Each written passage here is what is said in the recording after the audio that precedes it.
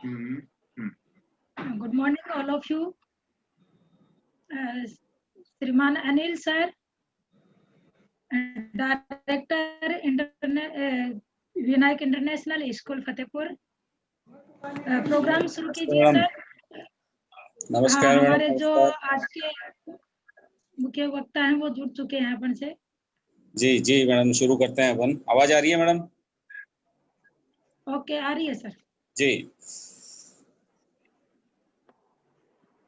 कानोरिया BEd college Mukundgarh के द्वारा आयोजित 5 दिवसीय online international faculty development program दक्षता विकास कार्यक्रम के दूसरे दिन आप सभी का स्वागत है, अभिनंदन है। नई शिक्षा नीति 2020 भारत में शिक्षा के भविष्य की रूपरेखा के रूप में आयोजित ये कार्यक्रम, जिसमें ये federation of community radio stations FCRS new Delhi के सहयोग से इस कार्यक्रम का आयोजन किया जा रहा है। इस कार्यक्रम की विधिवत शुरुआत से पहले मैं आप सभी साथियों को, सभी मित्रों को आज हिंदी दिवस की अनेकों शुभकामनाएं आप सभी को देना चाहता हूं। हिंदी हमारी मातृभाषा।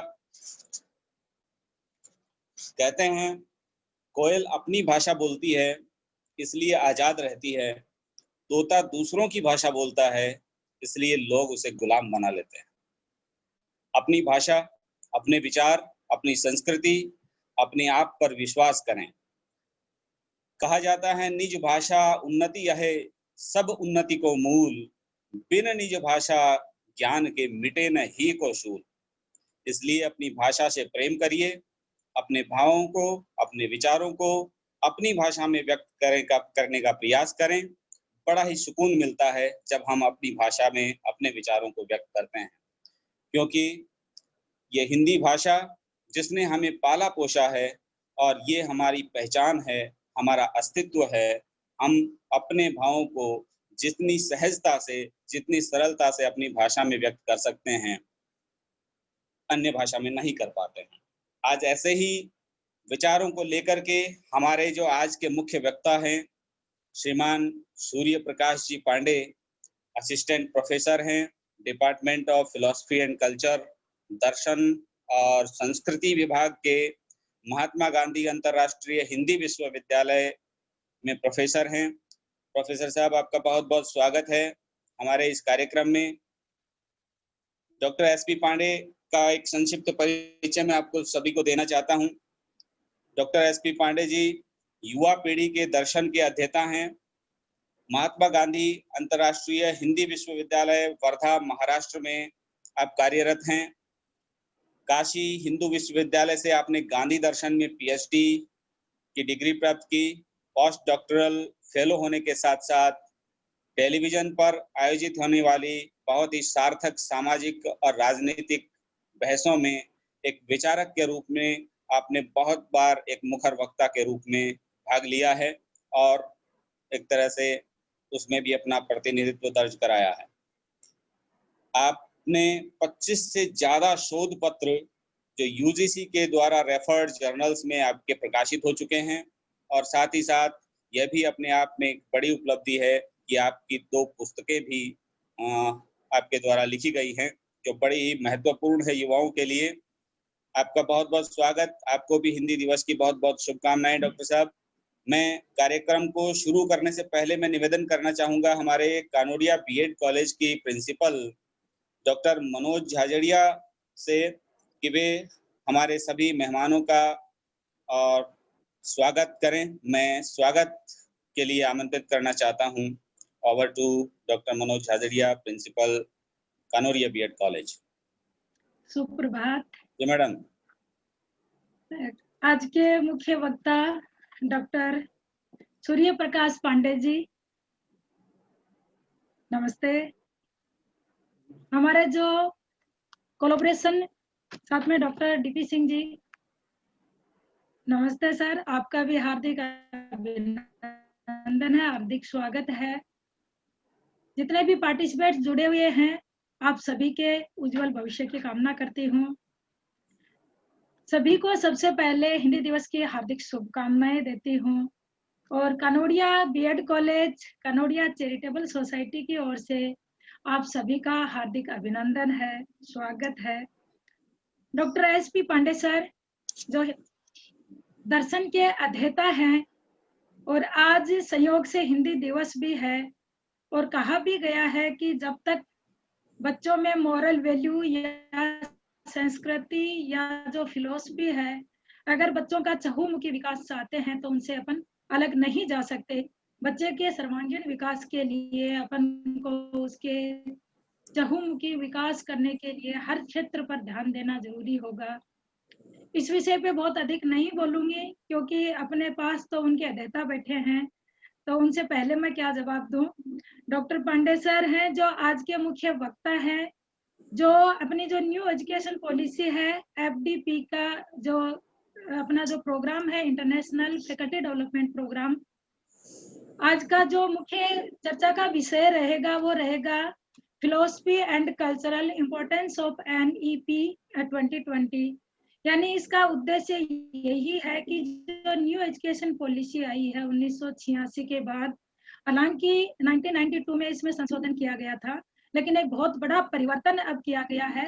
शिक्षा के क्षेत्र में आज तक की सबसे बड़ी समिति गठित की गई है ये, और जो अनुमोदित की गई है, जिसको हर वर्ग को, हर क्षेत्र को ध्यान में रखते हुए इस को अनुमोदित किया गया है। ये गांव से लेके गांव, पंचायत, जिला स्तर, स्टेट और इसकी एक बॉडी बना दी गई है जिसे मिनिस्ट्री ऑफ एजुकेशन का नाम दिया गया है।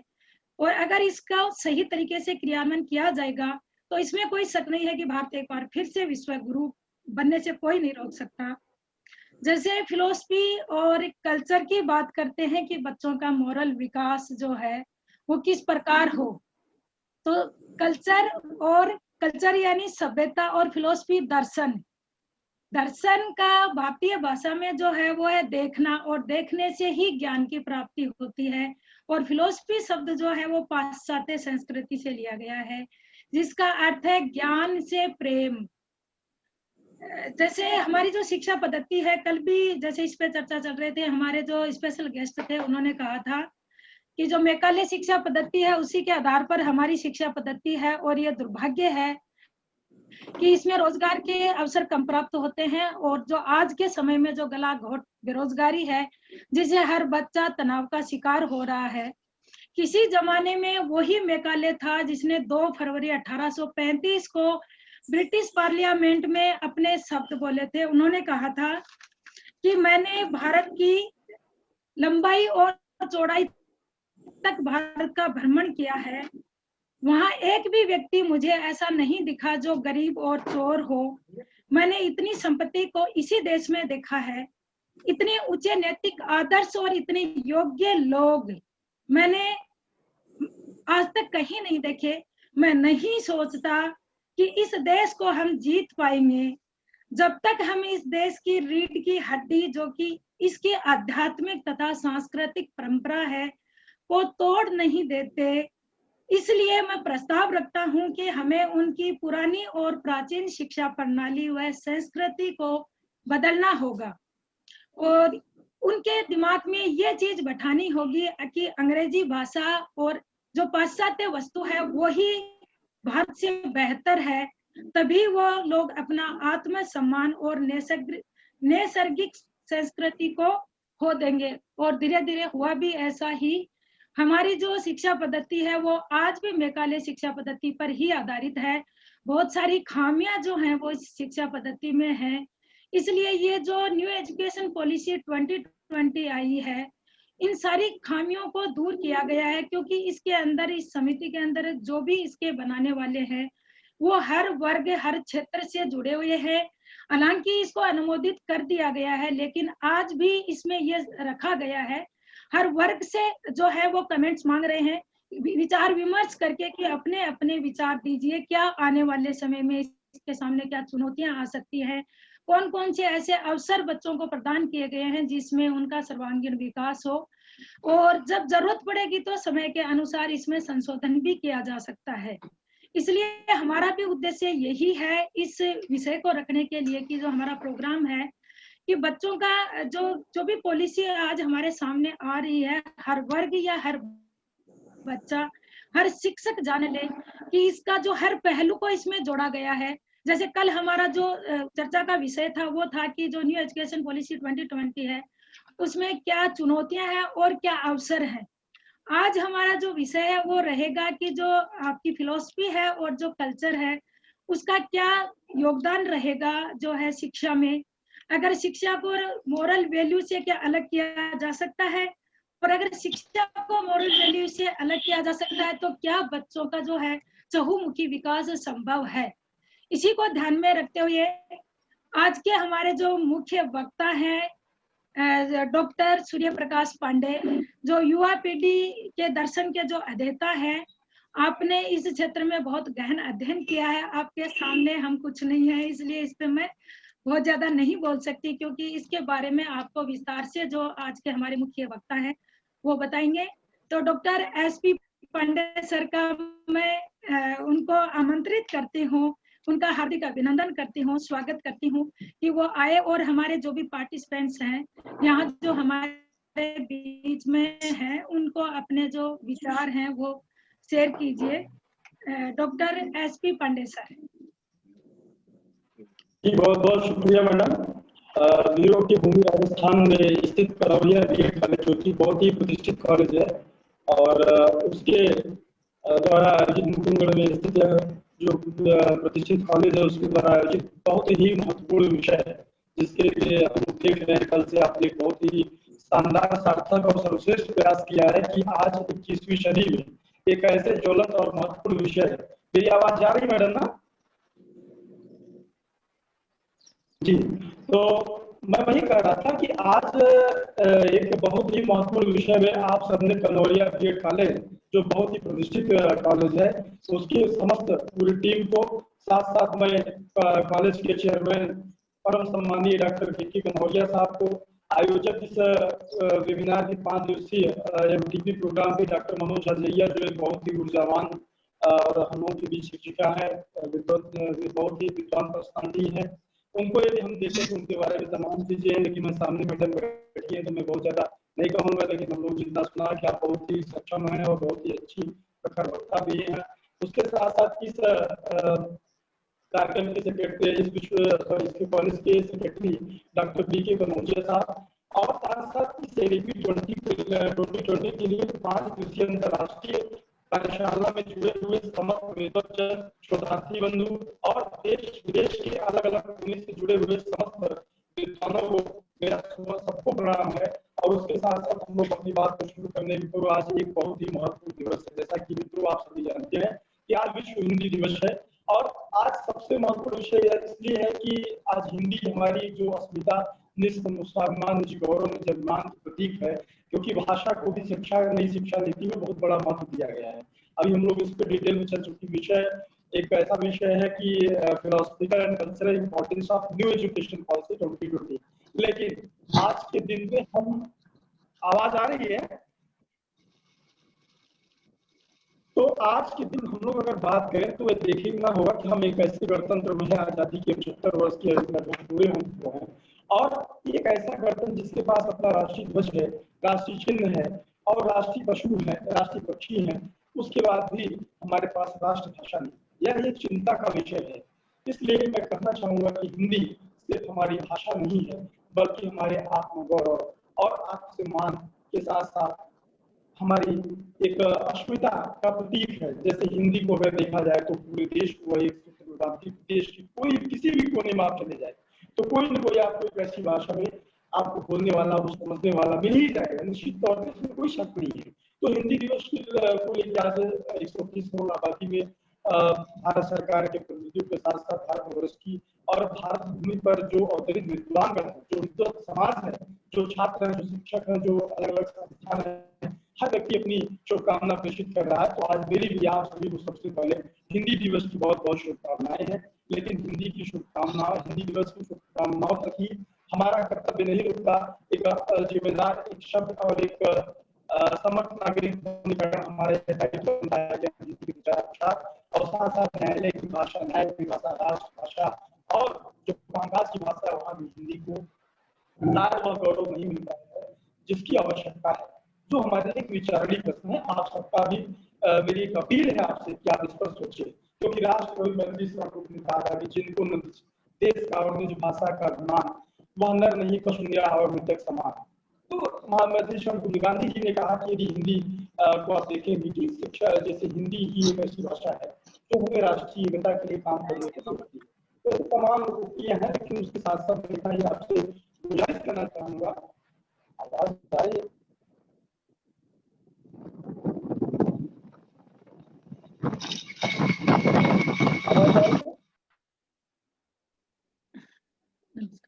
नमस्कार सर। आवाज जा रही है?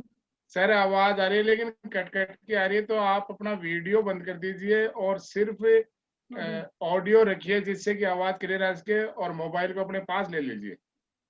अच्छा ठीक है, मोबाइल पास में है, ठीक है, मैं वीडियो बंद करता हूँ। अब आप देखिए आवाज जा रही है?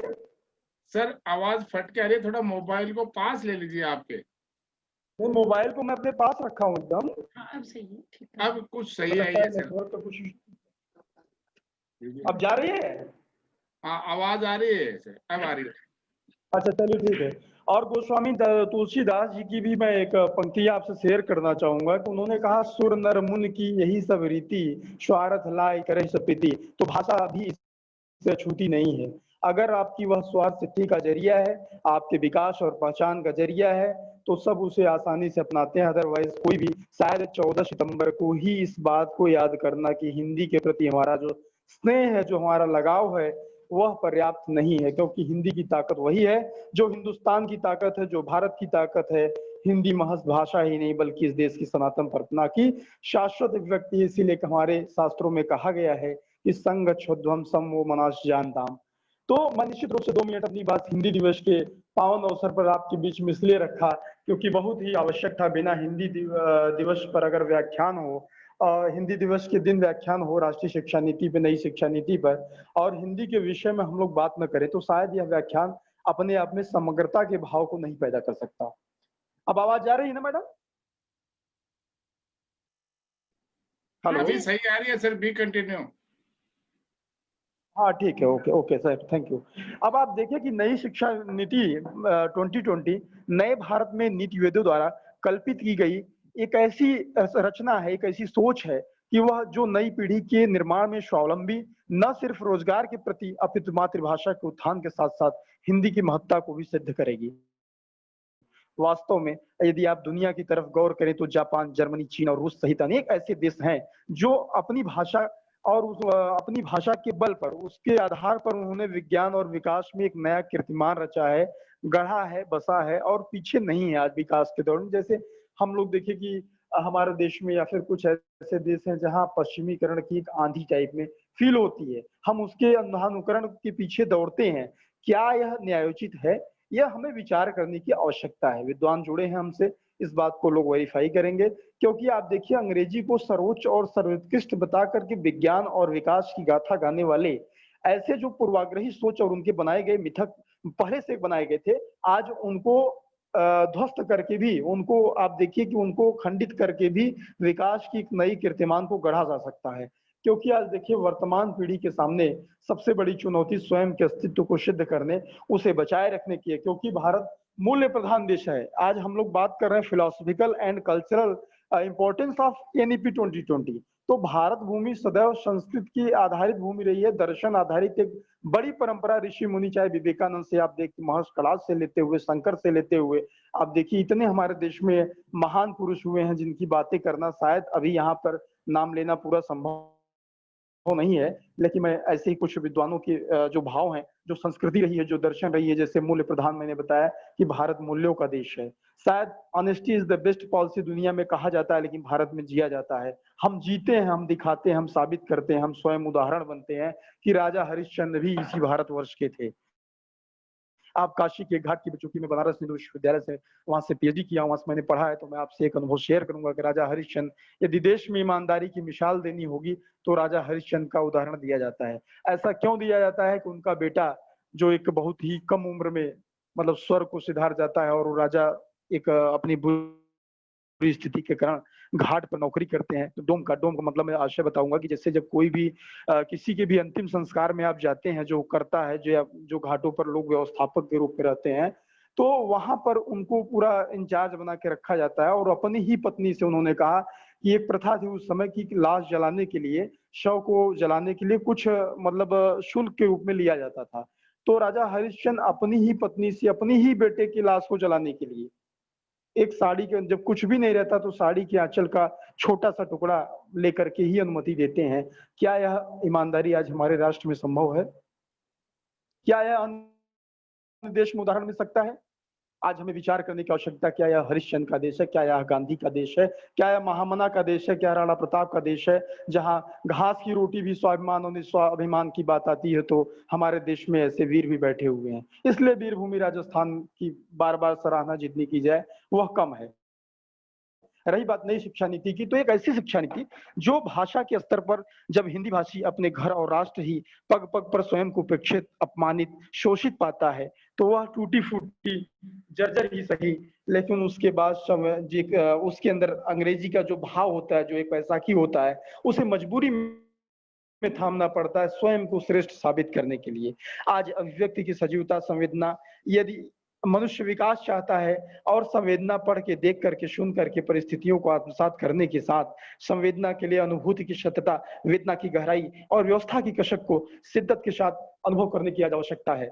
यह मैं कहना चाहूंगा कि इसके लिए मातृभाषा के अतिरिक्त अन्य कोई माध्यम मिथ्या और आत्म प्रवंचना सिद्ध होगी। इसलिए होगी क्योंकि आप देखिए, कोई भी बात जो बेहतरीन ढंग से हम अपने जैसे राजस्थान की भाषा में आप जो बात कहेंगे, वहां का जो लोकल लैंग्वेज है, शायद हो सकता है कि आप हमारी तरह हिंदी, या हम लोग जो उत्तर प्रदेश के रहने वाले हैं उनकी तरह हिंदी में, दोनों में थोड़ा सा फर्क आ जाता है। तो इसका यह अर्थ नहीं है किसी का महत्व कम है। यह भारत के जन है, भारत के लोग हैं, और भारत में एक ऐसी शिक्षा नीति आई है जो समावेशी है, जो सहभागितापूर्ण है, और जो समग्र दृष्टिकोण से देश के लिए एक ऐसा संकल्प है जिसका उद्देश्य लोगों की गुणवत्तापरक शिक्षा, नवाचार, अनुसंधान संबंधी आवश्यकता के साथ साथ परिवर्तनशील पहलुओं से निपटना, और भारत को, इसके छात्रों को आवश्यक कौशल मैं इसलिए यूज कर रहा हूं कि स्किल डेवलपमेंट की बात कही गई है शिक्षा में, और इससे पहले योजनाएं चली, लेकिन उस योजना का कोई निश्चित क्राइटेरिया नहीं था।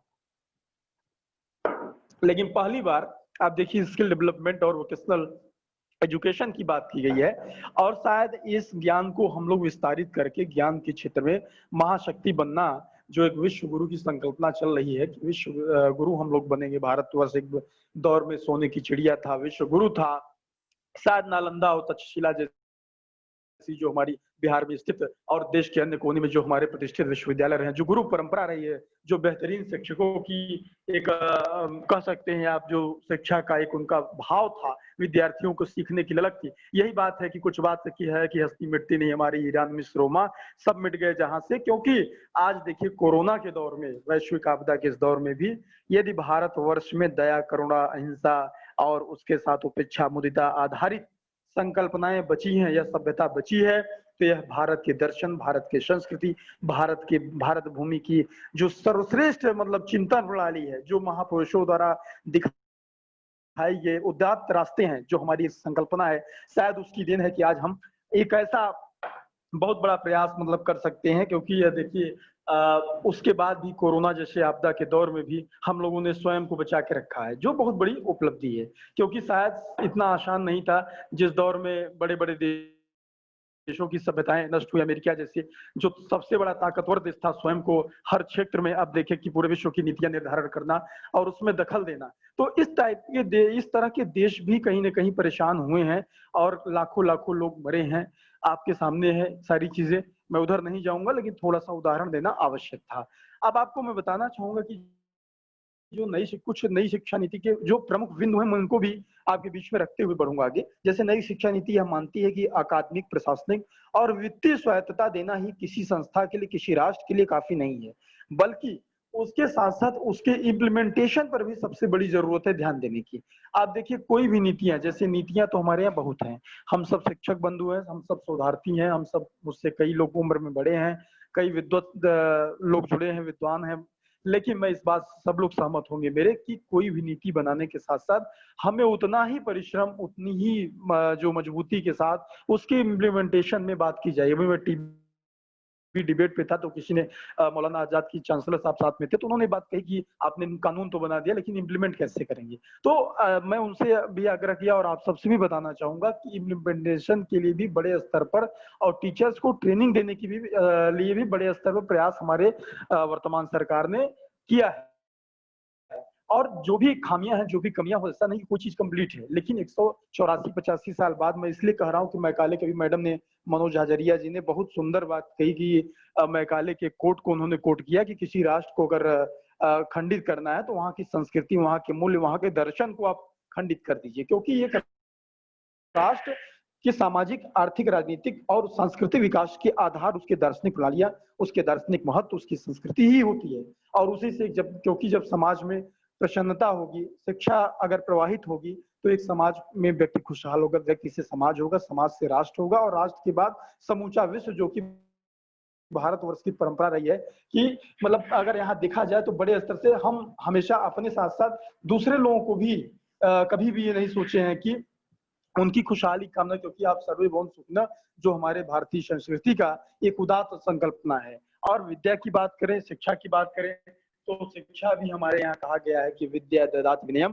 विनयाद ददाति पात्रताम। और उसके साथ साथ हमारे वेदों में भी वर्णित अलग अलग श्लोक हैं, कुछ बातें जो मैं आपसे, जैसे यह भारत क्यों श्रेष्ठ है, भारतीय संस्कृति क्यों श्रेष्ठ है, भारतीय दर्शन क्यों श्रेष्ठ है, क्योंकि विश्व में अन्य देशों को व्यापार माना जाता है, समूचे विश्व में या फिर आप कह लीजिए उत्तर प्रदेश, भारतवर्ष में ही अन्य राज्यों के साथ कुछ लोग व्यापार, जो विदेशी कंपनियां हमारे यहाँ आती हैं वो व्यापार की दृष्टि से आते हैं, लेकिन हम लोग अगर विदेश की यात्रा किसी भाव से करते हैं तो निश्चित तौर पे व्यापारिक हित तो होना चाहिए, लेकिन उसके साथ साथ हमारे यहाँ कहा गया कि अयम निज परो वेति गणना लघु चेताम उदार चरिता नाम तू वसुधैव कुटुंबकम। संस्कृत और संस्कृति का महत्व पहली बार अगर किसी शिक्षा नीति में, क्योंकि यह देश की तीसरी शिक्षा नीति है 68, उसके बाद T4 और आज फिर आपने देखा कि 2020 में शिक्षा नीति आई है, तीसरी नई शिक्षा नीति है। लेकिन मैं कहूंगा कि आप अगर देखेंगे ब्रॉड लेवल पे 185 साल के बाद ये शिक्षा नीति आई है, क्योंकि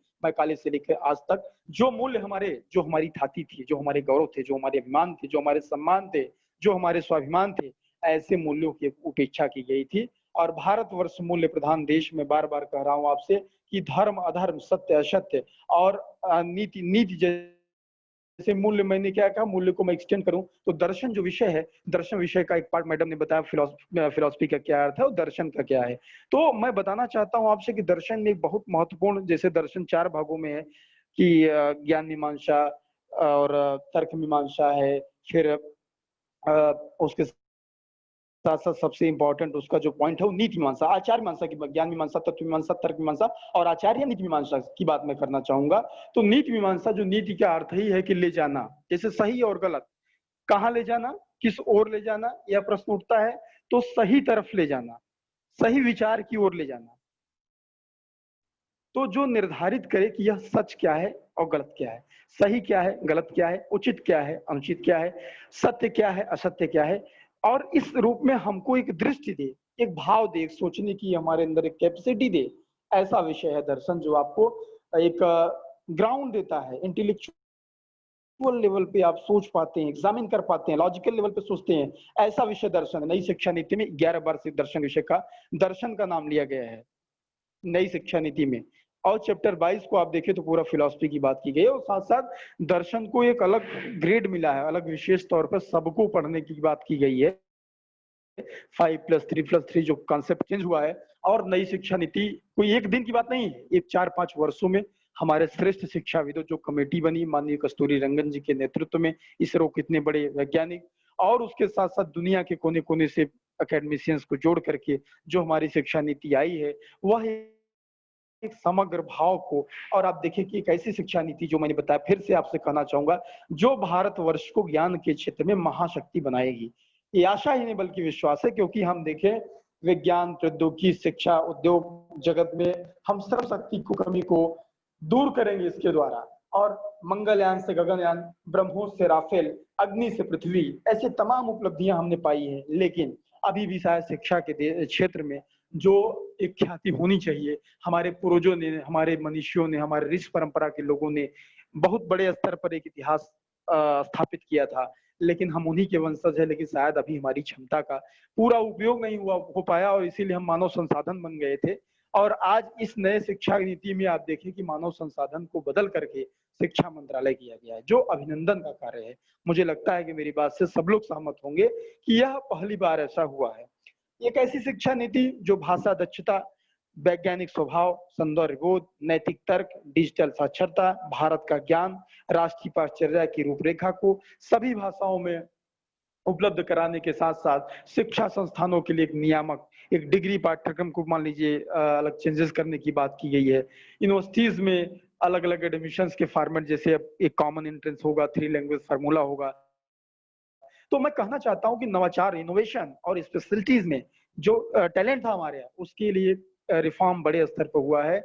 और भारत की जितनी भी मतलब विश्वविद्यालय, बड़े स्तर के विश्वविद्यालय हैं, उनको इसमें आगे आना चाहिए। एजुकेशन से जुड़े, चूंकि कनौरिया बीएड कॉलेज एक स्वयं में शिक्षा के क्षेत्र का एक बहुत महत्वपूर्ण केंद्र है, महत्वपूर्ण ऋषि परंपरा पर आधारित यह शिक्षा का केंद्र स्वयं इस चीज के लिए बहुत बड़े स्तर पर काम कर रहा है। लेकिन मित्रों, मैं आपसे गुजारिश चाहूंगा कि जैसे आप नए एजुकेशन पॉलिसी में ग्रास एजुकेशनल रेशियो के इजाफा के लिए बात की गई है, एक अलग पैकेज दिया जाएगा। HECI संपूर्ण शिक्षा, उच्च शिक्षा के लिए एक रेगुलेटरी बॉडी के बिल्डअप की बात की गई है, जिसमें 4 चीजें होंगी। जैसे आप देखें कि भारतीय उच्च शिक्षा संस्थान, अभी हीरा की बात चल रही है, उसकी स्थापना होगी। हालांकि इसमें मेडिकल और कानूनी शिक्षा को अलग रखा जाएगा। तो मैं इसको इसलिए बता रहा हूँ कि कुछ चीजें जो हो सकता है कि हमारे कई मित्र जुड़े हुए हैं इसमें, उन शिक्षा नीति को पूरा न देख पाए हो, तो कुछ इंपॉर्टेंट पॉइंट जो उसके बुनियादी इंपॉर्टेंट पॉइंट है उनको मैं आपसे शेयर कर रहा हूँ और उसके आधार पर ही अपनी बात को आगे बढ़ाऊंगा। तो HECI में 4 प्रावधान हैं। NHERC अर्थात राष्ट्रीय उच्चतर शिक्षा नियामक परिषद, GEC मानक को डिसाइड करने के लिए एक जनरल एजुकेशन काउंसिल की बात की गई है, और HEGC जो वित्त पोषण के लिए उच्च शिक्षा अनुसंधान परिषद की बात की गई है। NAC अब तक आपको NAC द्वारा मान्यता मिलती थी, NAC ने आपकी NAC ग्रेडिंग करता है, A+B+ या जो भी ये आपको अलग अलग ग्रेड मिलता है, तो उसमें आप देखो उसके लिए NEC की बात की गई। अब सब कुछ मिला करके मैंने फिर से कहा कि एक बेहतरीन ढंग से मतलब सामाजिक, आर्थिक, राजनीतिक, सांस्कृतिक, वैचारिक, बौद्धिक, शैक्षणिक और नैतिक आध्यात्मिक विकास में प्रत्येक भारतवासी शिक्षा से जुड़ा हुआ, चाहे छात्र हो, चाहे शिक्षक हो, चाहे हर भारत भूमि पर बैठा हुआ शिक्षा प्रेमी हो। आज चूंकि शिक्षा प्रेमी के साथ साथ हिंदी प्रेमियों का भी दिन है, इसलिए मैं यह बताना चाहूंगा कि हिंदी को भी प्रेम करने वाले देश में बड़े स्तर पर लोग हैं, और न सिर्फ देश बल्कि सरहद की सीमाओं को तोड़ करके विदेश में भी लोग बैठे हैं। तो हमें इन चीजों को हमेशा सोच करके चलना चाहिए कि हम एक राष्ट्र में क्या योगदान दे सकते हैं, किस तरह हम लोग चीजों को क्लियर कर सकते हैं और बेहतरीन ढंग से अपनी बातों को रख सकते हैं। और यही आपके भारत की संस्कृति, सभ्यता, इतिहास और ज्ञान चिंतन एक ऐसी स्वर्णिम गाथा को रखा है आपके सामने, जिससे आप आदर्श मान सकते हैं। हमें दुनिया को देखने की आवश्यकता नहीं है, क्योंकि स्वयं में आप में सामर्थ्य है। बशर्ते यह है एक मतलब यदि देखा जाए कि दुर्भाग्य रहा है, क्योंकि मैं बताऊंगा कि भारत दुनिया का सबसे बड़ा युवा शक्ति संपन्न देश है, जहां युवाओं में अपार संभावनाएं निहित हैं। स्वामी विवेकानंद जो हमारे युवाओं के बड़े स्तर पर आदर्श हैं, वे कहते थे कि युवाओं में अंतर्निहित संभावनाओं का प्रकटीकरण ही शिक्षा का मूल उद्देश्य होना चाहिए। एक ऐसी शिक्षा नीति जिसका मूल उद्देश्य आपके सामने स्पष्ट है, चरित्र निर्माण हो सकता है, रोजगार हो सकता है, लेकिन उसके साथ साथ मैं कहूंगा कि शिक्षा प्रामाणिक मनुष्य को गढ़ने का अनुशासन है। यह एक दार्शनिक बात मैं बता रहा हूँ कि दार्शनिक क्या महत्व है, सांस्कृतिक क्या महत्व है नई शिक्षा नीति का और शिक्षा का। तो शायद प्रामाणिक मनुष्य के गढ़ने के अनुशासन को आदर्श बना करके चलने वाली, उस पर आधारित यह शिक्षा नीति निश्चित तौर पे निसंदेह ही भारत के जन के लिए भारतीय भाषा केंद्रित, भारत केंद्रित और पहली बार उनके विकास के लिए न सिर्फ नैतिक विकास, न सिर्फ आध्यात्मिक विकास, न सिर्फ सामाजिक विकास, न सिर्फ शैक्षणिक विकास, वरन समग्र विकास। जैसे कि आप देखिए हमारे महापुरुष है पंडित दीनदयाल उपाध्याय हों, चाहे आप देखिए महात्मा गांधी हों, चाहे आजादी के समस्त महानायकों को रविन्द्रनाथ टैगोर से लेके जितने लोग जुड़े थे, सबकी बात अगर आप देखेंगे तो उन सबका यह भाव था कि एक ऐसी शिक्षा नीति जिसमें शिक्षा को सर्वसुलभ बनाने के साथ साथ व्यवहारिक, हुनर आधारित, रोजगार परक मूल्य शिक्षा नीति और उसके साथ साथ व्यक्तित्व विकास में सहायक होने के साथ ही बेहतरीन शैक्षिक वातावरण के साथ शिक्षा की उन्नत संस्कृति का विकास हो सके। और लोकल फॉर वोकल प्रधानमंत्री जी ने कहा, लेकिन मैं इसमें जोड़ना चाहूंगा अपनी तरफ से कि लोकल और ग्लोबल जो एक दोनों का अनुपम समन्वय है, उसकी कोशिश में निर्मित यह शिक्षा नीति का जो एक हमारे बीच में प्रामाणिक प्रपत्र मौजूद है, वह निश्चित ही सबकी जरूरत को दोनों की जरूरत को पूरा करने की दिशा में नवाचार और नए एक जो भारत की बात चल रही है, आत्मनिर्भर भारत, समर्थ भारत, श्रेष्ठ भारत की संकल्पना में उसकी साकार करने की दिशा में एक बहुत ही बड़े स्तर पर अपनी भूमिका को निभाएगी।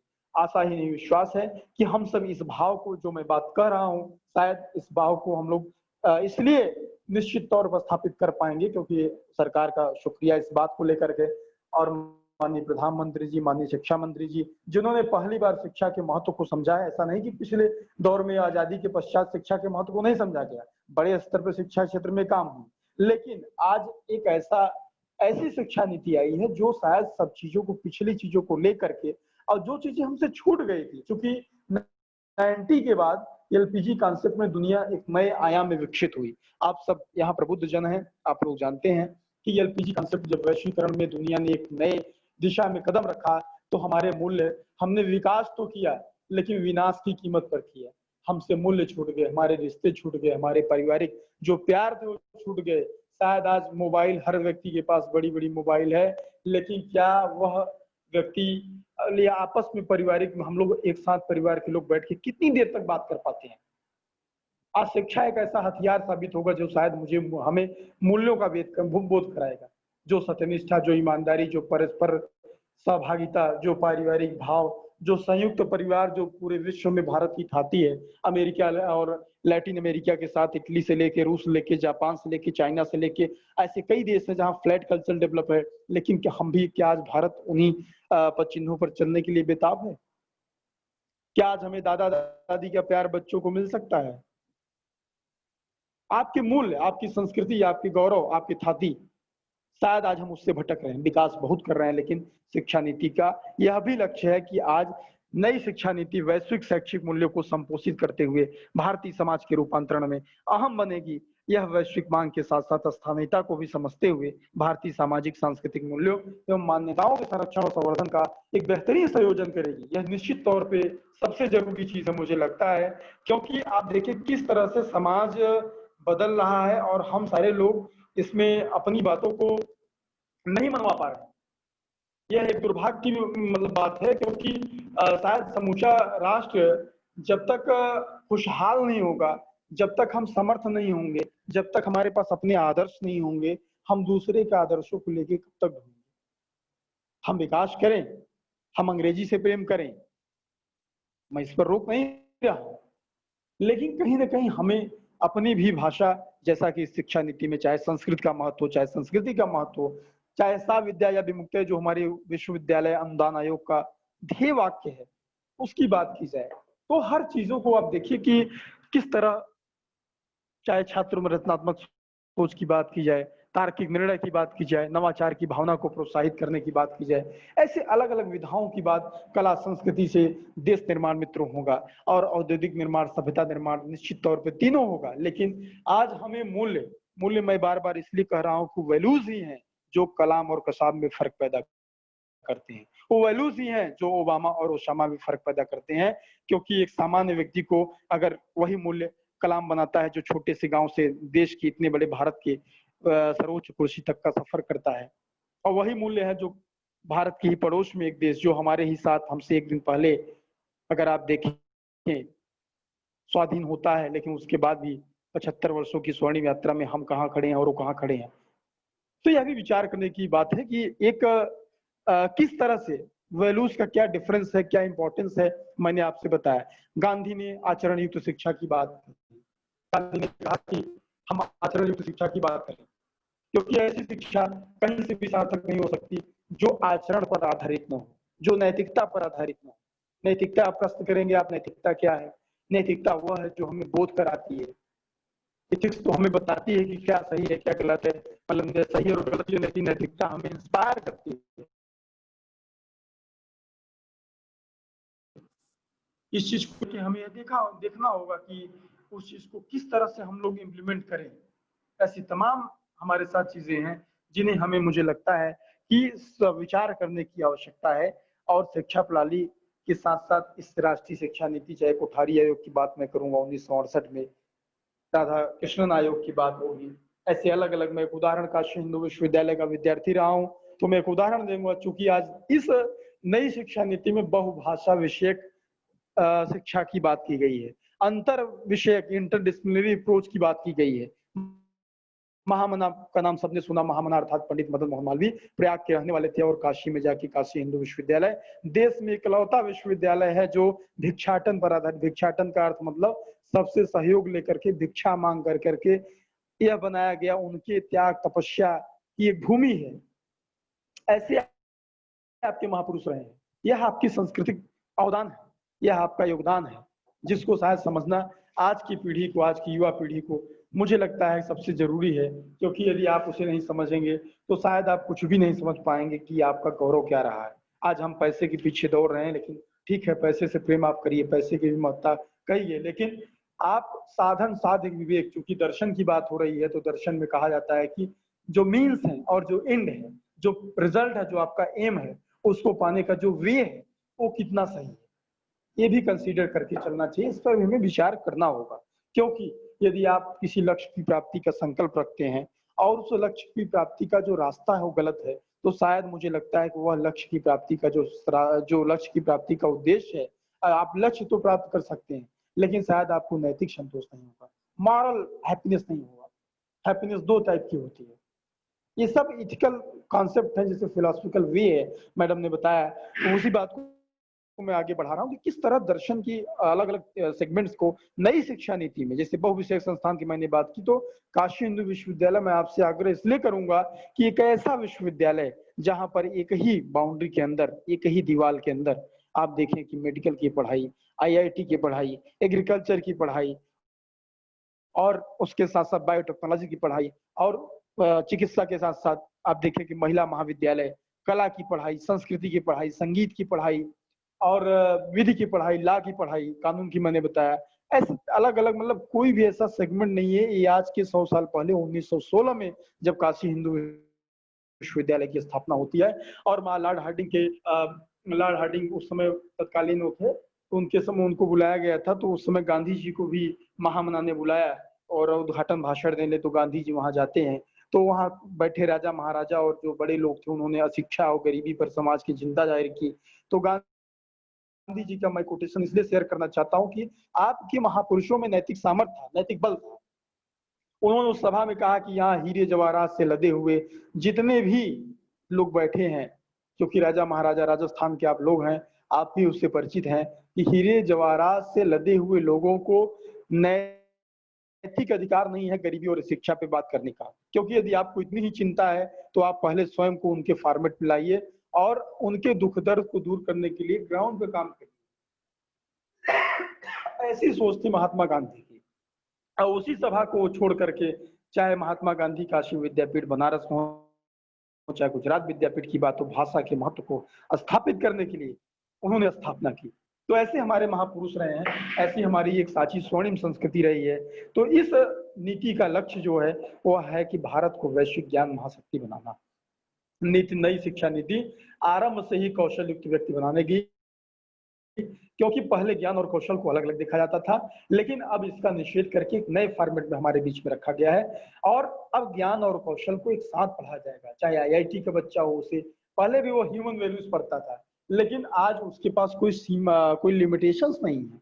आज वो फ्री है, आज उसको फ्रीडम दिया गया है कि आप पूरी तरह से स्वतंत्र हैं कि आप जिस चीज को चाहें अपने साथ विषय को लेके पढ़ सकते हैं। एक ऐसा मतलब प्रयास है सरकार का कि किस तरह से हम नई शिक्षा नीति में अपने भावों को रखते हुए भी उसके साथ साथ जो हमारे और सांस्कृतिक ठाती रहे, जो हमारे मूल्य रहे हैं, जो हमारा दर्शन रहा है, जो हमारी संस्कृति रहा है, उसके भी समावेश को करके, इसीलिए आप देखिए कि जो आर्ट, कॉमर्स और साइंस का ब्रैकेटिज्म था, उस ब्रैकेट को तोड़ा गया है और अभी नए तरीके से सबको एक आजाद, जो एक नए भारत की बात हम लोग कर रहे हैं, न्यू इंडिया में इस बात को मुझे लगता है कि भारत की जन आकांक्षा के अनुरूप भारत की दृष्टि के आधार पर और भारतीयता के आधार पर उसके सर्वांगीण विकास की कल्पना के लिए एक ऐसा भाव प्रस्तुत किया गया है। तो निश्चित रूप से अगर आप कहेंगे तो पहली बार एक शिक्षा नीति शिक्षा से जुड़ी समस्याओं के निराकरण करने की बात कही गई है, चाहे वह दार्शनिक समस्याएं हो, चाहे सामाजिक समस्याएं हो, चाहे शिक्षा के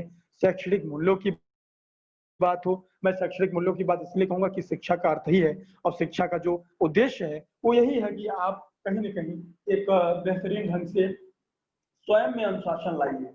अगर आप स्वयं अनुशासन नहीं लाएंगे तो शिक्षा मुझे नहीं लगता कि निश्चित तौर पे सार्थक होगी, क्योंकि नए संसार के रचना के लिए शिक्षा भी नई तरह की होनी चाहिए और नई शिक्षा ही आपको नया व्यक्तित्व, जो एक बेहतरीन व्यक्तित्व जैसे आपसे मैंने बताया कि विद्यालय में होते हैं, यहाँ शिक्षा का अर्थ ये केवल नहीं है कि यह पहले आज वर्षों पूर्व दिया गया, यह हमारे यहाँ जो एक श्लोक है वह आज भी पूर्णतः प्रासंगिक है, वर्तमान समाज में भी प्रासंगिक है, क्योंकि यहाँ शिक्षा से आशय केवल आध्यात्मिक शिक्षा से नहीं है, न विमुक्ति से आशय मृत्यु के बाद मोक्ष से है, बल्कि ज्ञान में वह समस्त प्रशिक्षण समाहित हैं जो मानव जाति की सेवा के लिए उपयोगी हैं। और विमुक्ति का अर्थ है वर्तमान जीवन की सभी प्रकार की पराधीनताओं से मुक्ति, क्योंकि आपने सुना होगा कि पराधीन सपने सुख नहीं।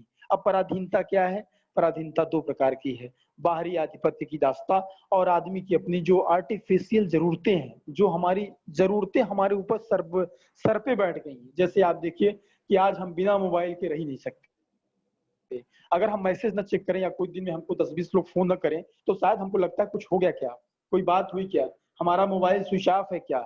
अगर हम सो के उठते हैं तो हमें भगवान को प्रणाम करने के बजाय मोबाइल में तुरंत व्हाट्सएप चेक करने की आदत है। हम लोग देखेंगे कि कोई मैसेज तो नहीं आया है।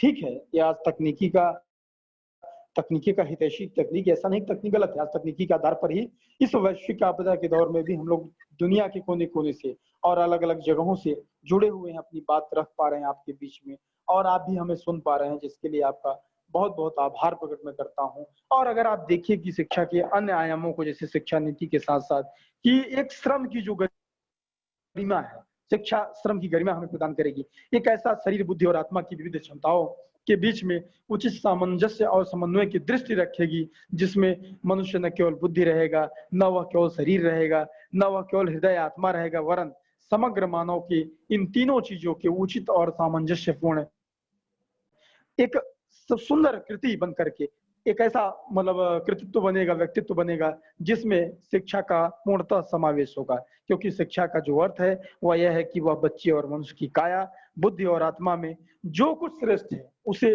उभार करके एक ऐसे समक्ष लोगों के रखे, क्योंकि जब व्यक्ति निखरेगा तभी उसमें शिक्षा का संचार होगा और सही मायने में तभी हमारी यह नई शिक्षा नीति सफल होगी, सुखद होगी और हमारे बीच में हमारे निहित लक्ष्यों की प्राप्ति में अपनी भूमिका को अदा कर पाएगी। क्योंकि साक्षरता न तो शिक्षा की परिणति है और न ही उसका आरंभ है। साक्षरता को लेके अलग अलग अभियान, सर्व साक्षरता अभियान से लेके कई अभियान है।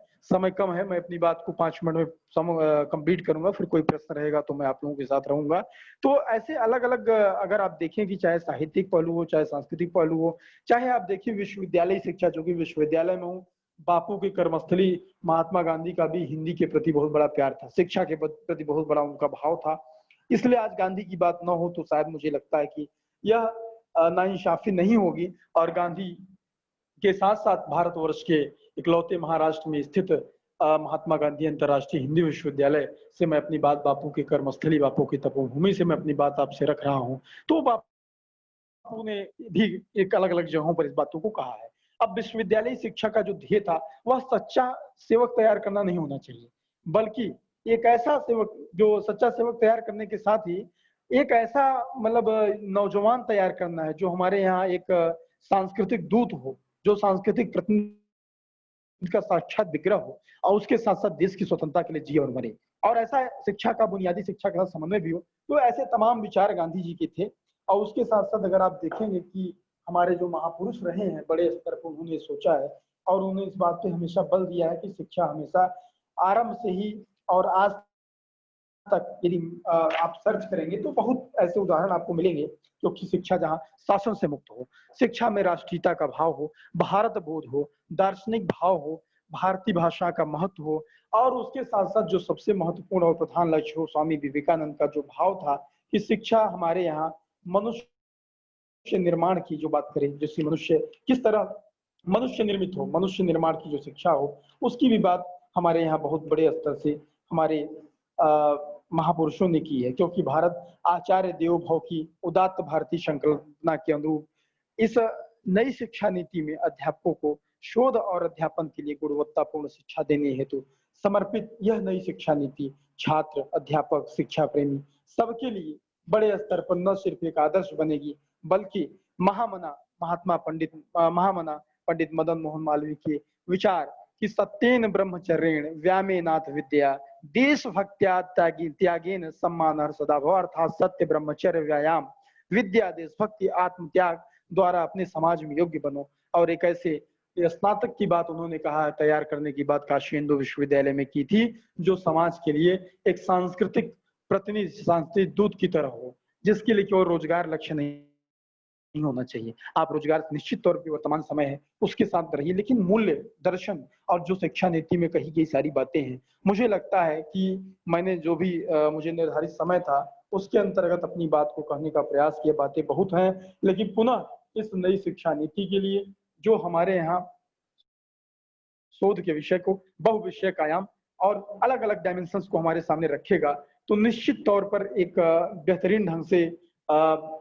शिक्षाविदों द्वारा किया गया प्रयास है। और बहुत बहुत मैं शुभकामनाएं देता हूं कनौरिया बीएड कॉलेज से जुड़े हुए समस्त आयोजन समिति, संयोजन समिति, वहां के श्रेष्ठ संस्थापक महोदय और जितने प्रशासनिक लोग हैं। इस वेबिनार, इस एफडीपी प्रोग्राम जो 5 दिवसीय अंतर्राष्ट्रीय कार्यशाला है, उसमें देश विदेश से जुड़े हुए हमारे सम्मानित वक्तागण और समस्त श्रोतागण के साथ साथ जितने लोग जुड़े हुए हैं, सबको मैं अपना प्रणाम निवेदित करते हुए अपनी बात को पूर्ण करता हूं। बहुत बहुत धन्यवाद। अभी मैं पार्टिसिपेंट से निवेदन करता हूं कि तो अपने कोई भी क्वेरीज, कोई भी क्वेश्चंस पूछना चाहते हैं सर से, तो अपने पूछ सकते हैं। अपना एक मोबाइल में अनम्यूट कीजिए और उसके बाद में क्वेश्चन पूछ लीजिए।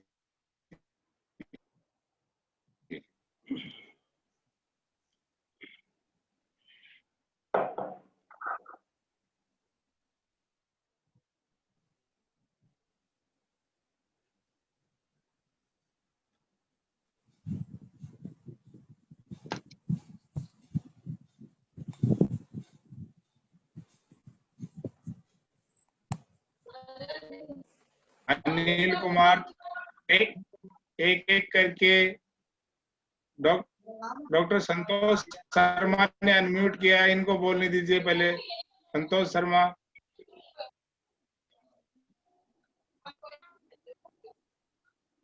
आवाज नहीं आ रही मैम आपकी। संतोष शर्मा मैडम, आपकी आवाज नहीं आ पा रही है।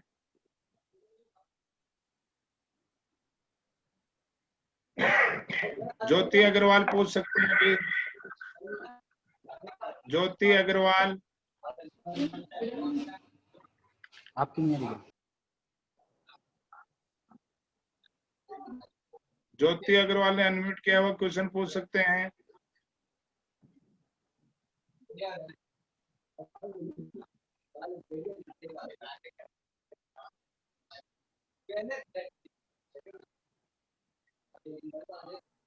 आवाज नहीं आ रही इनकी। हाँ, नहीं आ रही है सर। नेक्स्ट को पूछते हैं। आप प्रश्न सुन करके मुझे बता दीजिए आपकी आवाज आ रही है। मेरी आ रही है, लेकिन उनकी तो सुने ना सर आवाज। हाँ, उनकी आवाज नहीं आ रही है। अभी आप वीडियो ऑन कर सकते हैं सर, देखते हैं कि कोई डिस्टर्बेंस नहीं आ रहा। हाँ, बिल्कुल सही है।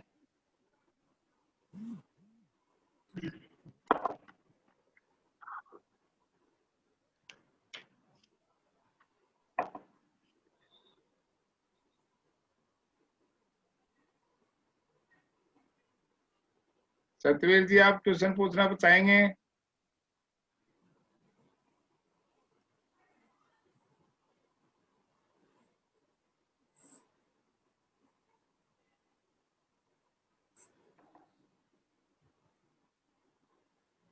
नहीं सर। चलो सभी को ये क्लियर हो गया है, किसी के कोई क्वेश्चंस नहीं है, सभी के फंडामेंटल्स क्लियर हैं। बहुत अच्छी बात है, इस क्षेत्र में जुड़े हैं सभी लोग, तो कम से कम नई शिक्षा नीति को सबने पढ़ा है, सुना है, देखा है, तो सभी के समझ में आ रही है धीरे धीरे। आशा करते हैं कि ऐसे ही जितनी जल्दी हो सके इसको धरातल पे लाके सब समझने लग जाएं, तो अपना सर्वांगीण विकास होगा। कार्यक्रम को आगे बढ़ाते हुए मैं डॉक्टर मनोज आजड़िया को आमंत्रित करना चाहूंगा कि वो अपने वक्तव्य इसके ऊपर, इस नई शिक्षा नीति पे प्रकाश डालें और पांडे सर का आभार व्यक्त करें। डॉक्टर पांडे सर, बहुत बहुत धन्यवाद। आभार व्यक्त तो मैं बाद में करूंगी, उससे पहले तो हमारे जो कोलैबोरेशन में है, हमारे साथ जो हैं FCRS के जो मुख्य अध्यक्ष जो हैं डॉक्टर DP सिंह जी, उनका भी उद्बोधन चाहूंगी। पर उनसे पहले मैं कुछ जो है सर ने जो बताया है, जो दर्शन और जो संस्कृति है, उसके बारे में कुछ जो बिंदु है मैंने वो नोट किए हैं कि जो दर्शन है और जो अपना जो संस्कृति है, संस्कृति यानी सभ्यता जो है, इसका बहुत बड़ा योगदान दिया है अपनी न्यू एजुकेशन पॉलिसी में। दर्शन यानी तत्व का ज्ञान, क्यों जरूरत पड़ी है इसको शिक्षा के साथ जोड़ने की? तत्व का ज्ञान यानी मानव दुखों की निवृत्ति के लिए दर्शन का जन्म हुआ है। इन चीजों से अपन नहीं नकार सकते। मानव जो है, जितनी भी समस्याएं आती है जीवन में, सारी जो समस्याएं हैं इनका फेस जो है व्यक्ति को करना पड़ता है। ये जो समस्याएं हैं, ये जो दुख है वो कब निवृत्त होते हैं? जब हमें सत्य का दर्शन हो। और जो सम्यक दृष्टि वाला होता है वो क्या होता है? संसार के जो ये माया जाल है इसमें नहीं फंसता। अब जो ये अपनी फिलोसफी है, यानी कि जन्म और जो मृत्यु है वो जानवर और मनुष्य दोनों में होती है, मगर जो मनुष्य है वो जानवर में इसी के कारण वो श्रेष्ठ कहा गया है। क्यों? क्योंकि जो जन्म और मृत्यु है वो दो दृष्टि से अलग है मनुष्य की जानवरों से। पहली क्या है कि जो अपनी जो एक तो ये देखता है मनुष्य भौतिक दृष्टि से, और दूसरा देखता है आध्यात्मिक दृष्टि से। और जो अपनी फिलोसफी जो है वो आध्यात्मिक दृष्टि से महत्वपूर्ण है। क्यों? क्योंकि आप जब कोई भी विषय पढ़ते हो तो उनकी शुरुआत दर्शन से हुई है। एजुकेशन पॉलिसी में इसी आधार पर लाया गया है कि जब कोई भी सब्जेक्ट पढ़ा जाता है तो उसकी शुरुआत दर्शन से होती है। और ये सभी विषय उसमें अपनी भावात्मक, ज्ञानात्मक और जो कर्म योग है उनका समायोजन किया गया है। ये दो तरीके से होता है। जो मनुष्य जो है इसको दो दृष्टि से देखता है। पहला भौतिक दृष्टि से देखता है, जो नाम, दाम, पद और प्रतिष्ठा, बहुत सारे जो लोग हैं वो इसी दृष्टि पर टिके रहते हैं ताउम्र, जिसके कारण उनका जो सुख है कब भोग में परिवर्तित हो जाता है और उनका जो भोग है वो कब रोग में परिवर्तित हो जाता है। तो इस पर इसलिए जोर दिया गया है कि स्वस्थ मानसिक विकास के लिए स्वस्थ शरीर होना आवश्यक है। यानी बच्चा अगर हेल्दी नहीं होगा तो उसका मानसिक विकास संभव नहीं है। इसलिए ये चीजें जो आ रही है कि आध्यात्मिकता को क्यों जोड़ा गया है। जैसे बात करते हैं, जैसे आधुनिक बच्चे हैं वो सोचते हैं कि ये आध्यात्मिकता, ये कल्चरल, ये संस्कृति, ये कहाँ से बीच में आ रही है, कहाँ जरूरत पड़ गई है इनकी। लेकिन इनका एक बहुत बड़ा योगदान है। दूसरा जो इसका बिंदु है वो आध्यात्मिक है, यानी 8 चरणों के योग से जो हमारा शरीर है ये बना है। और ये शरीर जो है इनके 8 चरणों के योग से ही आत्मा तक पहुंचता है। जैसे जो चुंबक होती है और जो लोहा होता है उनमें एक अदृश्य शक्ति होती है जिसको अपन चुंबकीय शक्ति बोलते हैं। उसी प्रकार पृथ्वी में जैसे आपकी गुरुत्वाकर्षण शक्ति है, वैसे ही व्यक्ति के शरीर में जो 8 चरण भोग का जो शरीर है, जो जो अपन को दिख रहा है वो अपना जीवन है। और जो अदृश्य शक्ति है वो अपनी आध्यात्मिक शक्ति है, जिसको बार बार फिलोसफी या जो दर्शन शास्त्र बोला गया है, या हमारी जो न्यू एजुकेशन पॉलिसी में इसका एक पार्ट के रूप में जोड़ा गया है कि बच्चों में जो है भारत के जो ये ऐतिहासिक स्थल है, या जो नैतिक मूल्य हैं, या जो परंपरागत जो रिवाज है, जो प्राचीन भाषाएं हैं, उनको जीवित रखने के लिए इनकी और एक पार्ट जो है वो न्यू एजुकेशन पॉलिसी में जोड़ा गया है। कुछ और जो बिंदु हैं जो सर ने बताई है वो इन्होंने बता, और समावेशी शिक्षा पर जोर दिया है। यानी जो ये फिलोसफी है, यानी ज्ञान मीमांसा, तर्क मीमांसा और नीति मीमांसा, ये बालक को या व्यक्ति को धर्म अधर्म, सत्य और असत्य या अनुचित मार्ग की ओर जाने से रोकता है। साथ ही साथ जो भारत की संस्कृति है, जो हमारी भारतीय संस्कृति थी परंपरागत समय में, उसका एक जो समृद्ध भंडार था, जो हमारे हजारों वर्षों में विकसित हुआ था। यहाँ की जो कला है, जो संस्कृति है, जो प्रथाएं हैं, जो परंपराएं हैं, जो भाषाई अभिव्यक्तियां हैं, जो ऐतिहासिक और सांस्कृतिक स्थल जो हैं, उनको पुनर्जीवित किया जाए। क्योंकि अगर बच्चों की जो परंपरागत ये परंपराएं अगर विलुप्त हो जाएंगी या ऐतिहासिक जो भाषाएं हैं वो विलुप्त हो जाएंगी, तो उनका विकास पॉसिबल नहीं है। दूसरा जो न्यू एजुकेशन पॉलिसी में दिया गया कि हमारी जो संस्कृति है उसका प्रसार करने का जो मुख्य साधन है वो है कला, क्योंकि कला से ही हमारी सांस्कृतिक पहचान होती है, और ये जो सांस्कृतिक पहचान करने के लिए हमें जागरूकता की जरूरत है।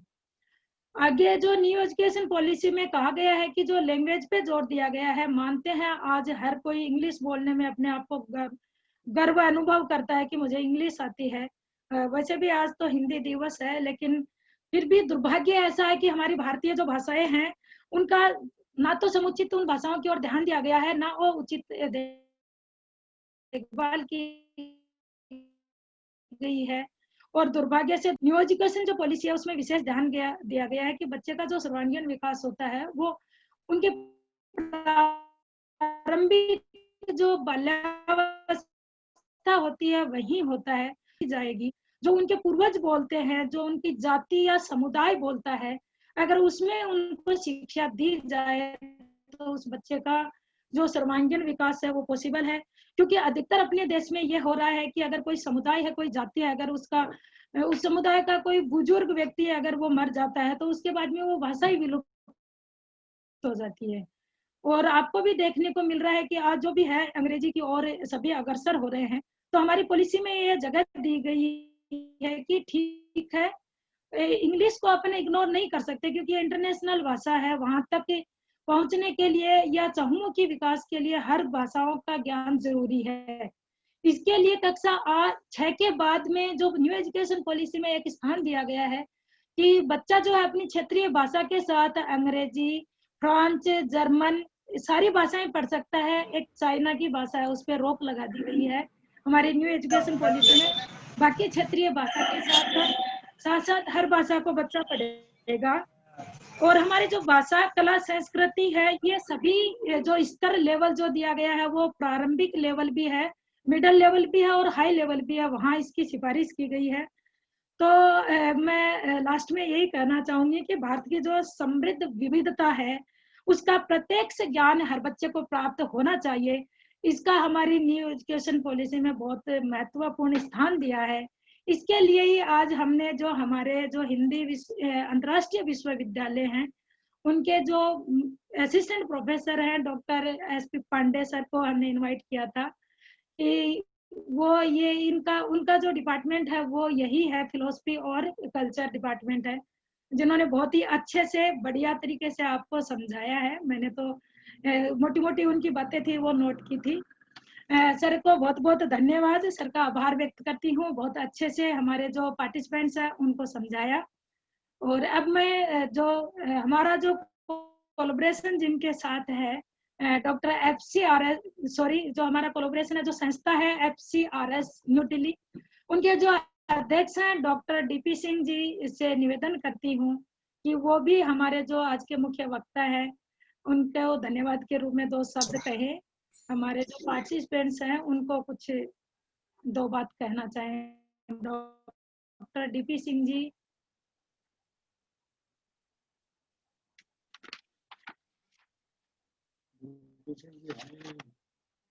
डॉक्टर DP सिंह जी का एक और प्रोग्राम चल रहा है जिसके कोलैबोरेशन में ये हमारा प्रोग्राम हो रहा है, federation of community radio station Delhi.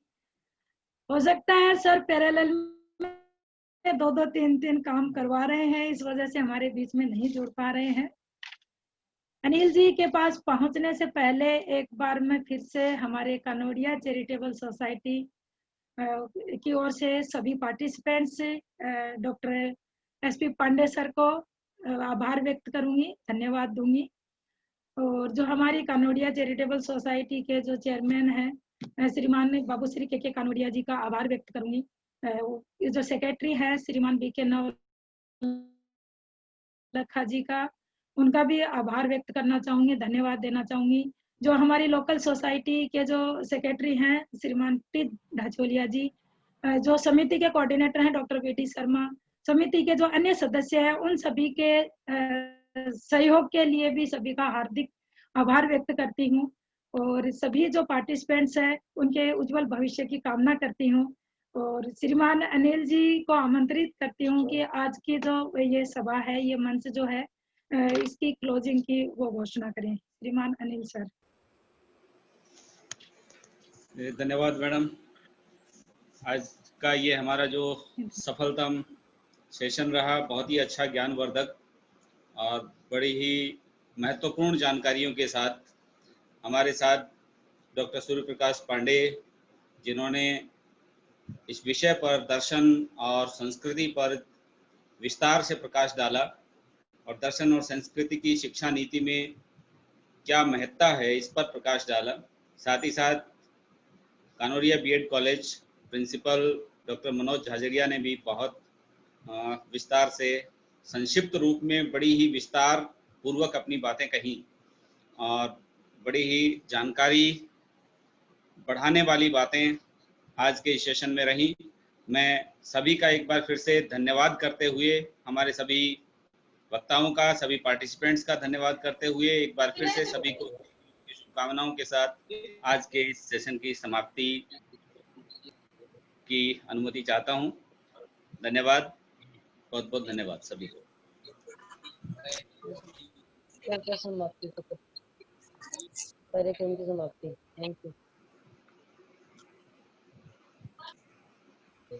आज मैं मेरा वीडियो छुट्टी आराम से जोड़ ले नहीं छुट्टी बहुत बहुत धन्यवाद। Thank you sir. वो थोड़ी सी टेक्नोलॉजी में प्रॉब्लम आई जाती है। जैसे कल अनिल सर थे, अनिल सर को मैं बहुत धन्यवाद देना चाहूंगी। कल अनिल सर अपनी ऑफिस में बैठे थे और टेक्निक प्रॉब्लम आ गई थी, सर ऑफिस से उठ के बाहर आए और किसी ने देखा होगा तो दुकान के पास खड़े होके वहां से सर ने जो है मंच का संचालन किया था। क्योंकि जो मनुष्य के सारे सेंस एक साथ काम करते हैं, जरूरत पड़ती है कि कौन से जो अटेंशन जो होता है वो कहाँ जाता है, किस किस बच्चे ने है जो उस पर ध्यान दिया था। सिंह जी जुड़ चुके हैं। श्रीमान डीपी सिंह जी सर, बहुत बहुत नमस्कार जी। दर्शक की मात्रा बहुत थी, लेकिन समय डीपी सिंह सर हमसे जुड़ चुके हैं। कहाँ से बोल रहे हैं सर? यहाँ पे कुछ इंटरनेट की प्रॉब्लम थी जिसके कारण मैं पूरी वेबिनार तो अटेंड नहीं कर पाया। आज नवलगढ़ के पास में कोई FTTH केबल को कोई सीवरेज वालों ने काट दिया, जिसके कारण यहाँ पे इंटरनेट सप्लाई काफी बाधित हो गई और दूसरे जो डाटा वगैरह थे उससे भी नहीं जुड़ पाए, तो मैं माफी चाहूंगा। बाकी आपने बहुत अच्छा प्रोग्राम करा और निसंदेह डॉक्टर मनोज झाझड़िया जी और राजेंद्र झाझड़िया जी ने जो आयोजन करा है निश्चित रूप से एकेडमिक ग्रोथ और प्रोफेशनल ग्रोथ में बड़ा कारगर होगा। सभी लोगों को इससे फायदा होगा। फेडरेशन ऑफ कम्युनिटी रेडियो की ओर से मैं आपका आभार व्यक्त करता हूं और जितना भी ये प्रोग्राम है ये सारा ऑडियो और वीडियो पूरा हमारे YouTube पर भी अवेलेबल रहेगा और इसके रेडियो प्रोग्राम तैयार होकर सारे हम रेडियो स्टेशंस को भी भिजवाते हैं। वहां से भी ये जो इस तरह के इनपुट्स हैं ये सभी रेडियो स्टेशन भी इसको ब्रॉडकास्ट करते हैं। आपका खूब खूब आभार, धन्यवाद जी। डीपी सिंह जी का बहुत बहुत आभार, क्योंकि जहाँ तक संचार के साधन की आती है वहाँ पे डीपी सिंह जी इस क्षेत्र में बादशाह कहलाते हैं और समय समय पर तकनीकी चीजों को हर मनुष्य तक पहुंचाने की, हर व्यक्ति तक पहुंचाने की, हर जो भी उनकी से संभव कोशिश होती है वो उसमें लगे हुए हैं। तो मैं उनका इस तकनीकी क्षेत्र में पूरे विश्व में हर चीज को, हर व्यक्ति की आवाज पहुंचाने के लिए बहुत बहुत धन्यवाद देना चाहूंगा। नमस्कार। नमस्ते सर। नमस्ते sir. Thank you, sir. Pandey sir Thank you. नमस्ते।